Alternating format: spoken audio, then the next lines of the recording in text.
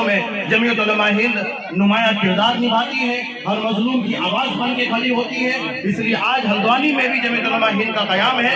آپ حضرات کو یہ تسلی ہونی چاہیے کہ ہم لوگ آپ کے ساتھ ہیں۔ اب یہاں سے حضرت والا کچھ ادھیکاریوں سے بات کریں گے اور اس مسئلے کا حل کے لیے کوشش کریں گے۔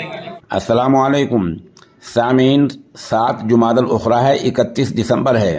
خبر کا عنوان ہے کیا اتراکھنڈ کے ہلدوانی میں آباد 50,000 لوگوں کو اجاڑ دیا جائے گا؟ اس بستی کو غفور بستی کہا جاتا ہے۔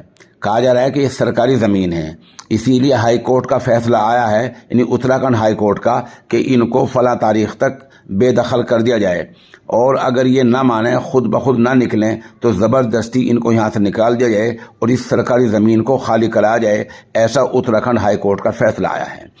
اس معاملے کو لے کر جمعیت علماء ہند کے قومی جنرل سیکریٹری حضرت مولانا حکیم الدین قاسمی دعوت برکاتہم 2 دن پہلے ہلدوانی پہنچے ہیں، جہاں انہوں نے اعلان کیا کہ جمعیت علماء انشاءاللہ جلدی سپریم کورٹ جائے گی، آپ اطمینان رکھیں، جمعیت آپ کے کندھے سے کندھا ملا کر چلے گی اور جمعیت آپ کے ہر طرح کے تعاون کے لیے کھڑی ہے اور تیار ہے۔ ادھر جمعیت علماء ہند کے مقامی اتراکھنڈ کے سیکریٹری عبد القادر نے سوشل انڈیا نیوز کو بتایا کہ لوگ 70، 80 اور 100 سال سے تقریباً یہیں رہ رہے ہیں، اب یہ ٹھٹرتی سردی میں اب یہ کہاں جائیں گے؟ جیسے کہ آپ ویڈیوز میں دیکھ رہے ہیں لوگ کس۔ اس خبر کے لیے ہم قاری نفیس احمد سہارنپوری کے شکر گزار ہیں۔ اس میں عرض یہ ہے کہ اب حل کیا ہو؟ 2 حل ہمارے سامنے ہیں۔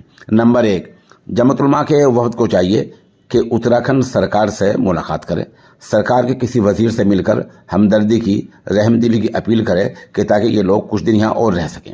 دوسرے کہ سپریم کورٹ میں مضبوط دلائل کے ساتھ جایا جائے تاکہ کچھ دن اور رہنے کو مل جائے، کیونکہ سرکاری زمین اگر ثابت ہو گئی تو دیر سویر یہاں سے جانا ہی ہے، ثابت نہ ہوئی تو پھر والے کے نعرے ہیں، پھر یہاں رہ سکتے ہیں، لیکن اگر ثابت ہو گئی تو دیر سویر جانا ہے۔